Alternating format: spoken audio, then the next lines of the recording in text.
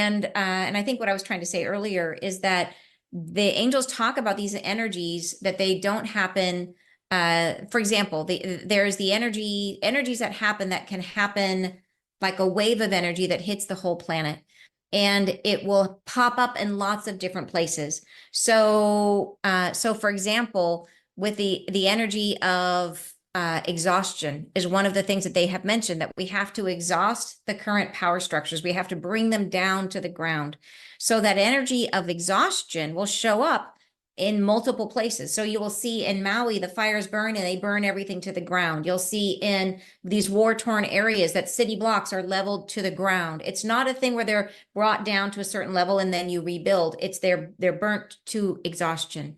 And this is a really important thing as we're heading through this shift. They said the power structures have to be brought to exhaustion, because if they are not, they will simply rebuild and we'll be right back where we are right now. So these major events have to happen. It has to be a situation where the US is brought to a complete restructuring of itself. Otherwise, we will be held in the same context, in the same belief systems, in the same limitations that we have right now. And it will be really, really hard for people to break out.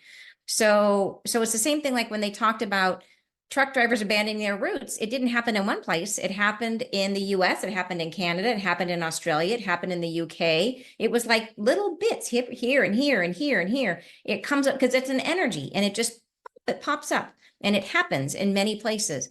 But yeah, but the key thing I think is this idea that we even if certain things happen not exactly as we planned or as they said, the core thread of everything they've said is bringing us to a known destination, which is a really good place, a really good thing.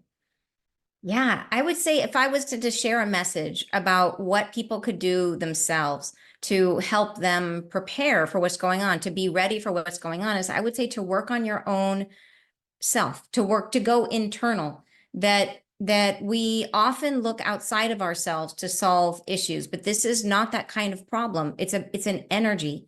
And the main thing the angels have said again and again and again is bring your focus back to yourself, raise your vibration. And that is the best thing you can do to help you navigate this shift with ease. They said that there's no reason why you have to suffer. You don't have to suffer. And moving through this process, yes, there will be this incredible flash of light that will raise all of us. They said it's the moment we will look back on and say, that is the moment that everything changed.